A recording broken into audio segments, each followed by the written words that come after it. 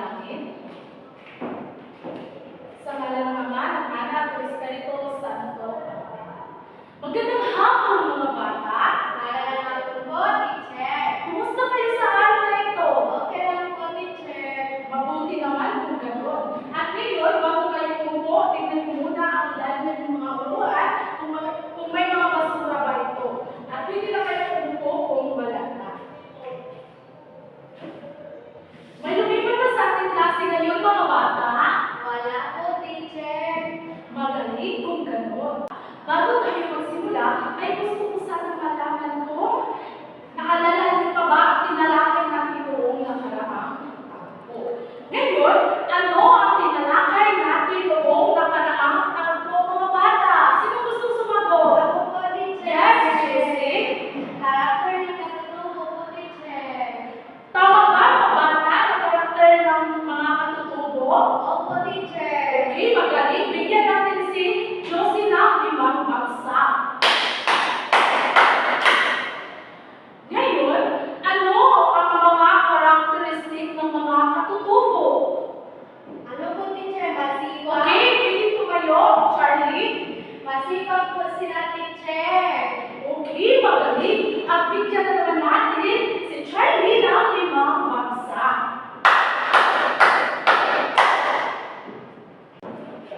Magaling mga bata, talagang naiintindihan nyo na ang ating tinalakay mo nakaraang takbo. At ngayon, may pagkatan tayong gawain. Dito ang pangkat una at dito naman ang pangkat dalawa. Mayroon akong ibibigay sa inyo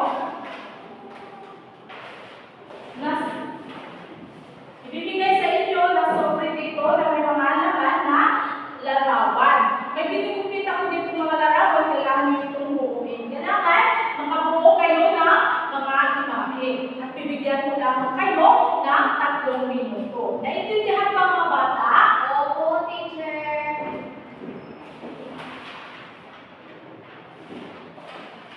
Okay, ito ang pangkat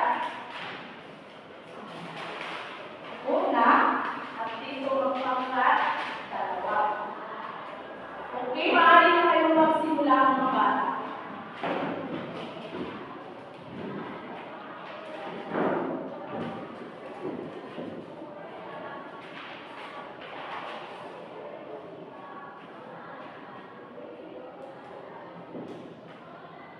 May 1 minuto na naman kayo mga bata. Tapos na ba ang lahat? Hindi pa po, teacher. Okay, may 20 seconds na naman kayong natitirang minuto. Okay, tapos na ba ang lahat mga bata? Opo, teacher. Okay, maaari na kayo dumikit na inyong nabubuong mga imahe sa ating misala.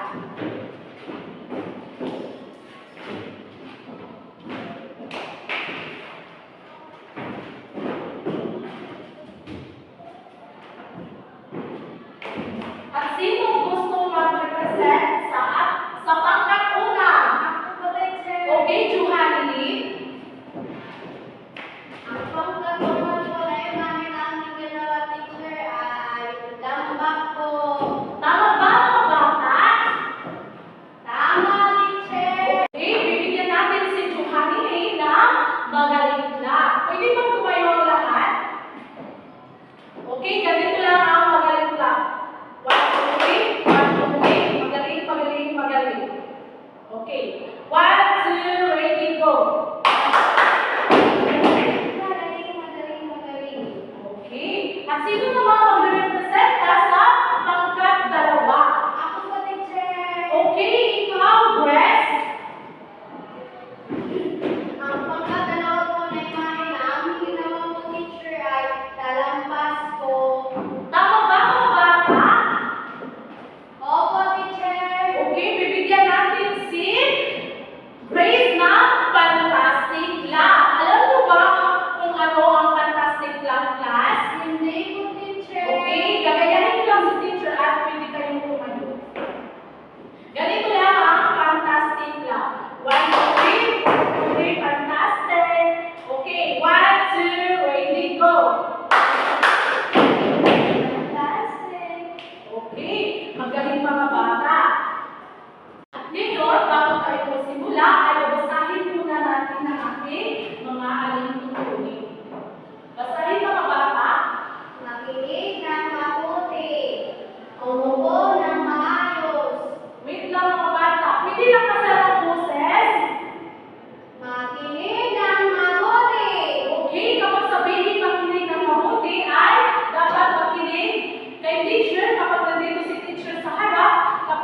magsasalita dito si teacher. At sa pangalawa naman, Umupo ng maayos. okay mga bata, dapat umupo tayo ng maayos para makasagot tayo sa ating mga sagot tayo mamaya. At sa pangatlo naman, Magtaas ang kamay sa gustong sumagot. okay, kapag gustong sumagot, at ay magtaas lamang kayo ng kamay para madali makita ni teacher. At sa pang-apat naman, Huwag makipag-usap sa katabi. okay, huwag makipag-usap sa katabi para makaintindi tayo sa ating tatalakayin ngayon. At bago yan mga bata, may attitude chart tayo dito. Alam niyo ba kung ano ang attitude chart? Di po, teacher. Okay, ang attitude chart, ito ay kapag ang pangkat una ay maiingay, pupunan ko na isa. Kapag mapupunan ng isa ay -5 na ang kanilang grupo.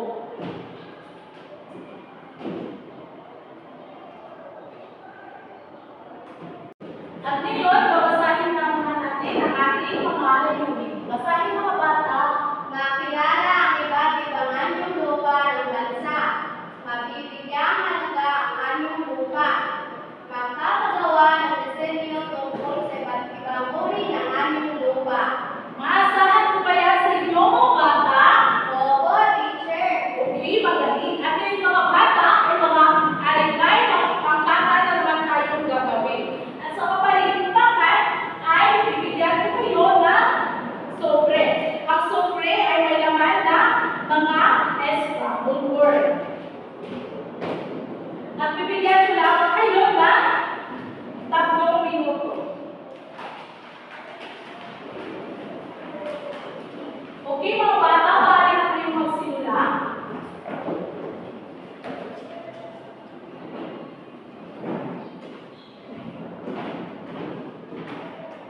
Okay, dahil maingay ang mga dalawa ay tutunan ko ng isa at ilipat ko dito sa pangkat una.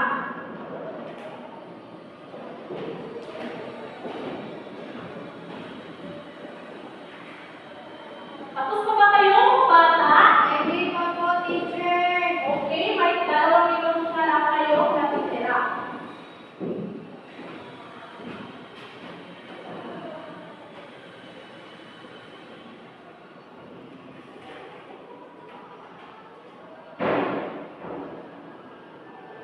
Okay, tapos na ba kayo mga bata?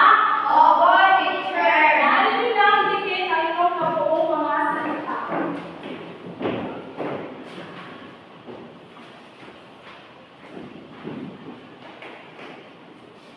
Sino ang gusto mag-representa sa pangkat una? Ako po, teacher. Ibang dress, dress. Ang nabuo namin salita po, teacher, ay bundok at talampas po. Okay, bibigyan natin si Dress na magaling club. Alam niyo ba kung ano ang magaling club, class? Hindi po.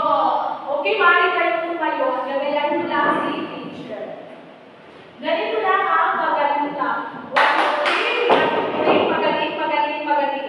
Okay, 1, 2, ready, go! Magaling, magaling. Okay, at sino naman gusto mag-representa sa pangkat ikalawa? Okay, Josie. Sa nabuo po namin, teacher, ay kapatagan at bulkan. Okay, bigyan natin si Josie ng magaling club. Alam niyo ba kung ano ang magaling club, class? Opo, Okay, teacher. maaari kayong tumayo. Okay, 1, 2, ready, go! Magaling, magaling, magaling.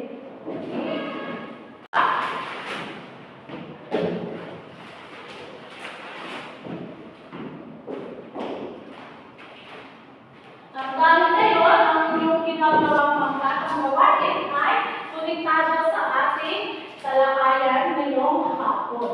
Ang ating tatalakayan ngayon ay patungkol sa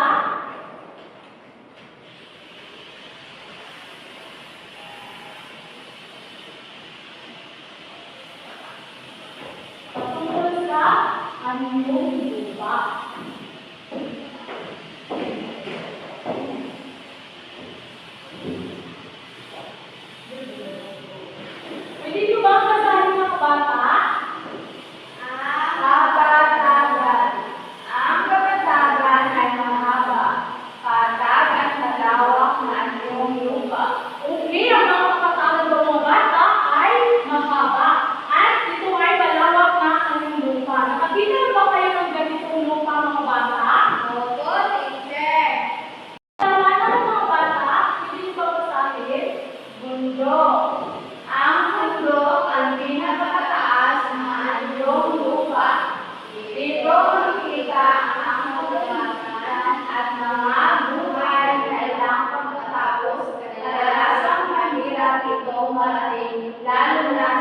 kalagay nitong taas? Okay, nakakita pa ba kayo ng bundok, mga bata?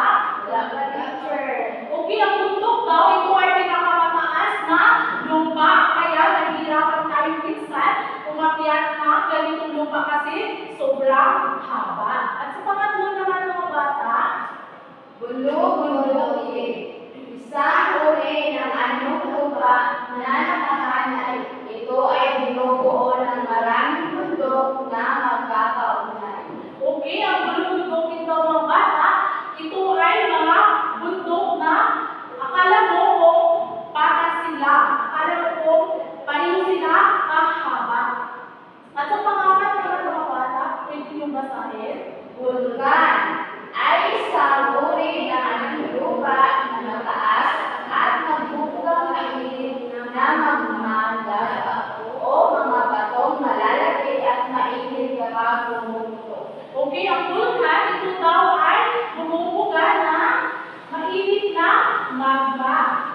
Okay, sa panglima naman, Burol, isa sa mga uri ng anyong lupa na hawig sa isang bundok. Ito ay mas maliit sa bundok, ngunit ito ay halos sa pagkarayo ng katalian.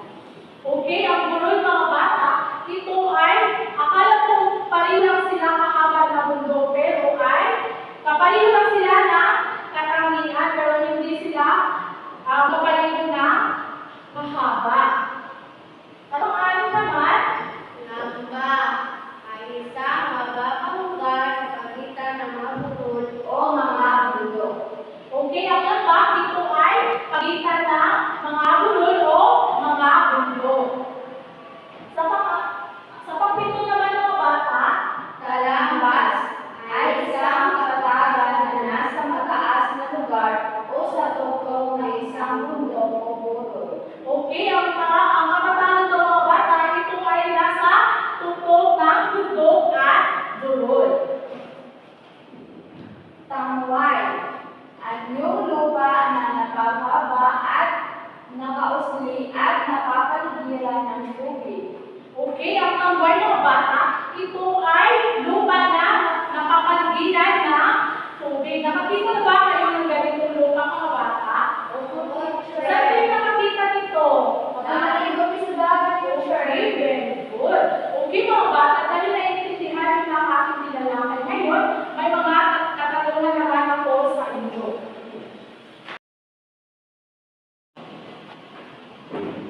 Okay, mga bata. Ano nga ba ang tinalakay natin ngayon? Anyong lupa po, teacher? Okay, tama. Sino ang makapagbibigay ng uri ng anyong lupa? Ako po, teacher! Okay. Ano po, teacher? Bundok, burol, bulkan, talampas, kapatagan, at saka, yun lang po, teacher. Okay, mga galing. Nakikinig kayo sa ating tinalakay ngayon. So, wala na ba kayong mga katanungan, mga bata? Wala na po, teacher. Okay, mabuti dahil talagang nakikinig kayo sa ating tinalakay. So, ngayon mga bata, mayroon tayong panibagong gawain. So, sa kapareho pang ating bata, ay ang inyong gagawin ay gumawa kayo ng diorama gamit ang clay. So, bibigay ako ng mga materyales upang gawin ang ipapagawa ko. Ito ang pangatlo na at ito naman ang pangkatalawa. Pero bago yan, tayo kailangan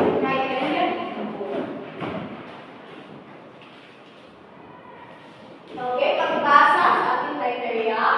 Kalinawan, 50%. Participation, 15%. Kalinisan, 50%. Kabuuan, 50%.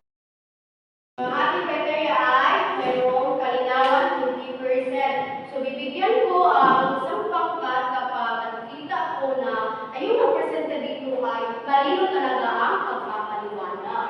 At participation naman, bibigyan ko ang pangkat ng 15% kapag lahat kayo ay nagpa-participate at tumutulong sa inyo kapangkat.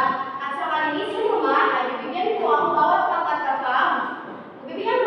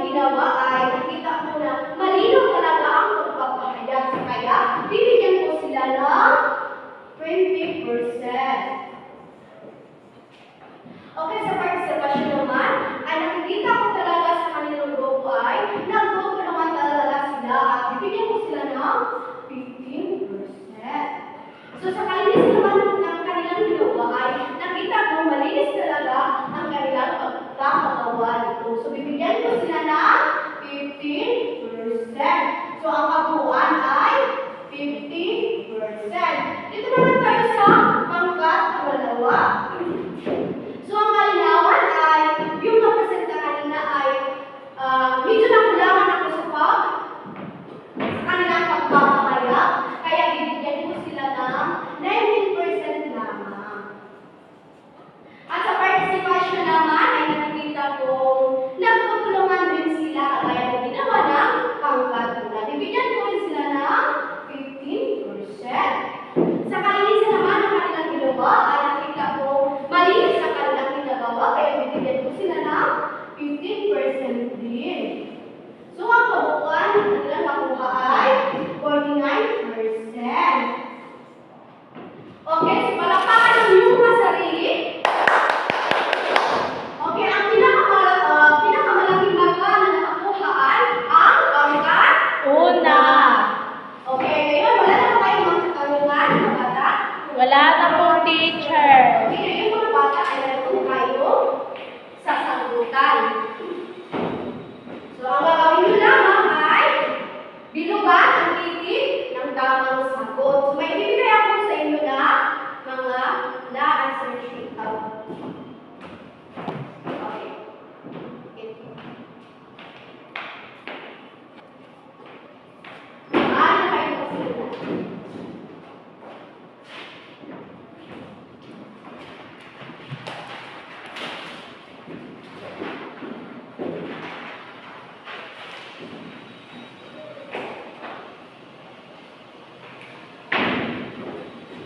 Tapos, ano ba kayo mga bata? Opo, teacher. Okay, ngayon ay magbawas muna tayo. Okay? Sa number 1, sino ang gustong sumagot? Ako po, teacher. Basahin mo na tapos. Ano man yung lupa ang angkop na ilarawan bilang pata?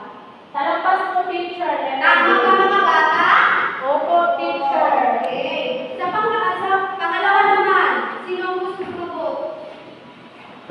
Alin sa mga sumusunod ang aming lupa na may mababang bar o matawan? One teacher, ba? Okay, tama. So, number 3 naman, sino ang gustong sumagot? Ako po, teacher. Okay.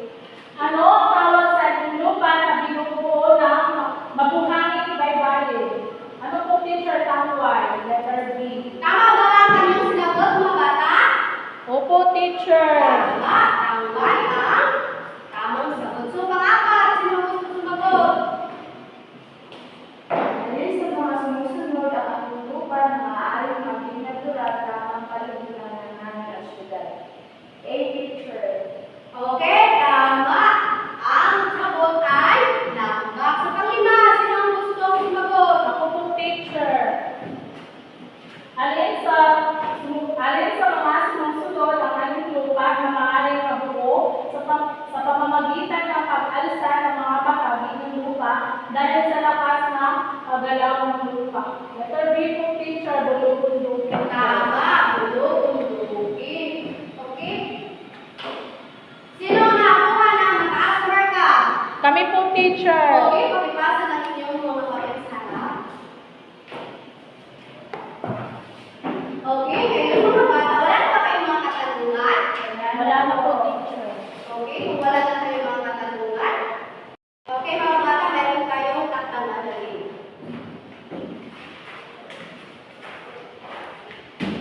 Okay, pakibasa sa ating taktang aralin. Para sa inyong tamtang aralin, magdikit sa kwaderno ng larawan ng mga anyong lupa. Okay, para sa ating taktang aralin, may mga katanungan pa ba mga bata? Wala na po, teacher.